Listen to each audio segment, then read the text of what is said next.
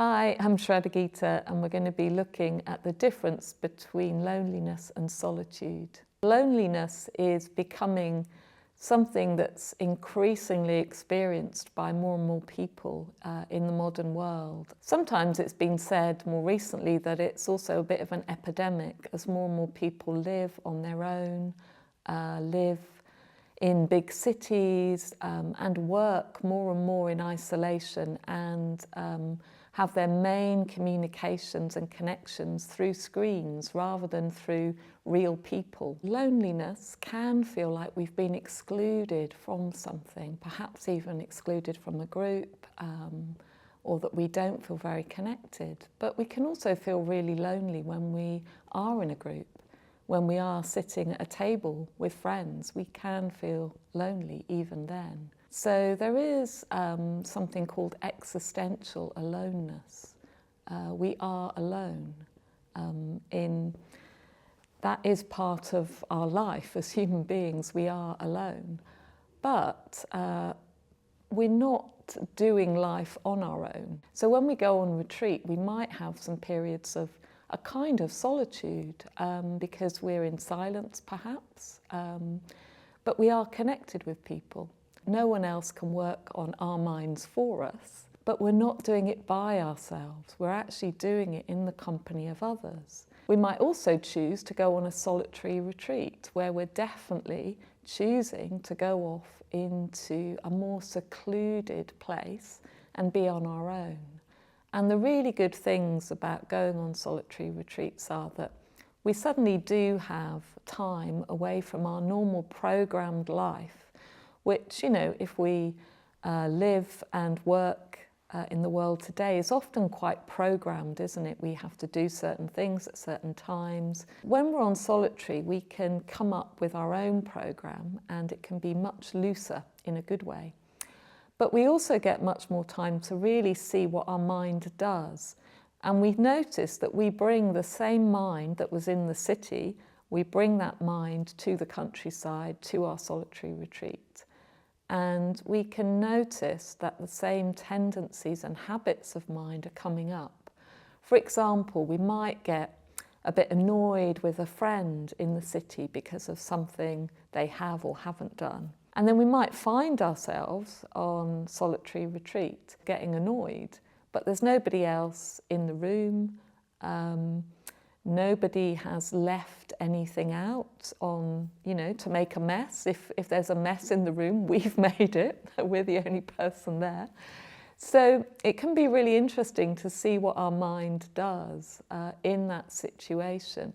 And to notice how happy or not the mind is, you know, to be on its own, to be in solitude without reference to other people. Although, of course, other people come into our minds, even when we're far away from them.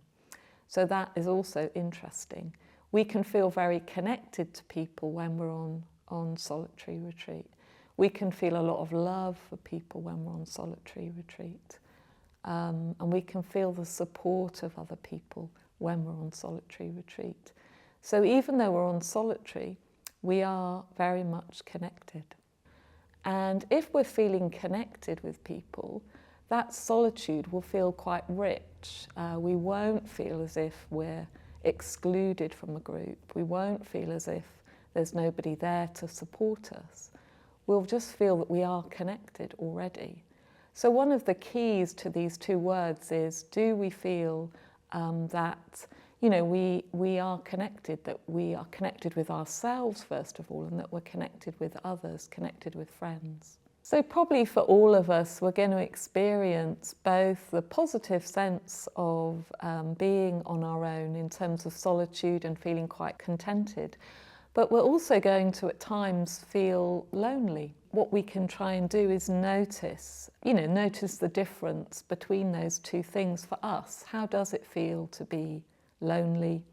How does it feel to be kind of more contented and yet on our own, supposedly in solitude, but yet feeling quite connected with people? I guess if you are experiencing loneliness, we do offer meditations which can help us to feel more connected.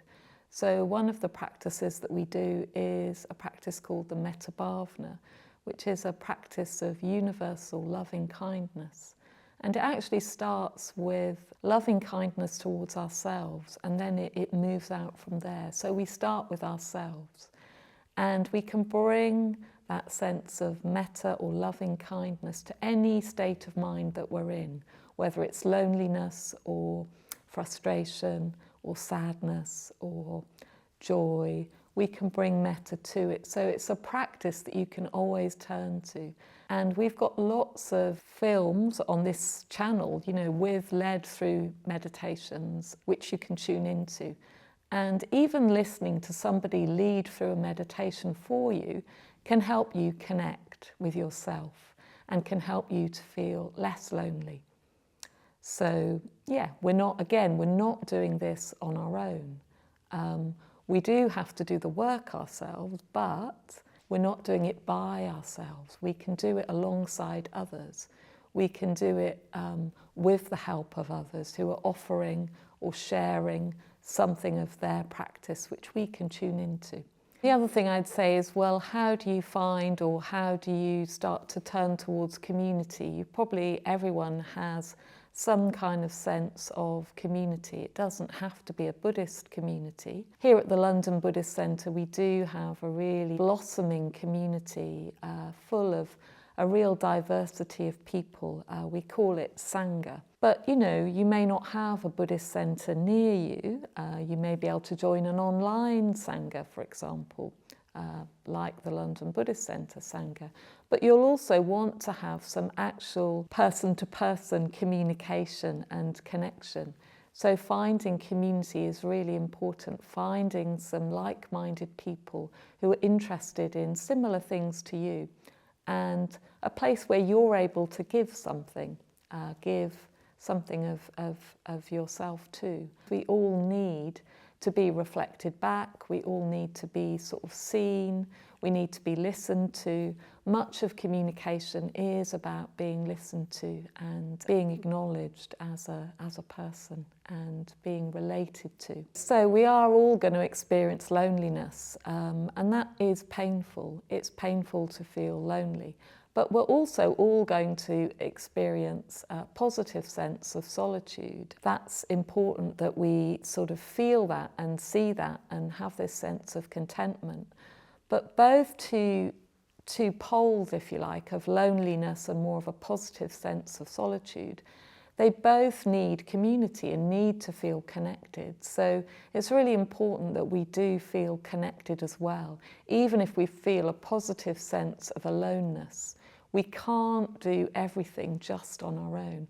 We're not completely independent individuals. We need that sense of connection with others.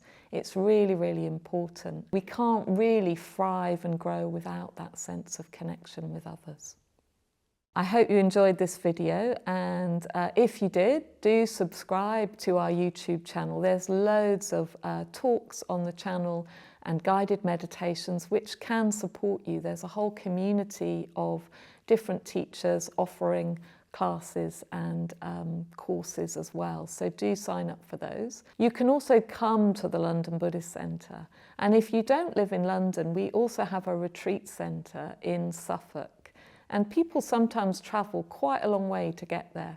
So do think about coming on one of our retreats, particularly a longer retreat, which you could join in with.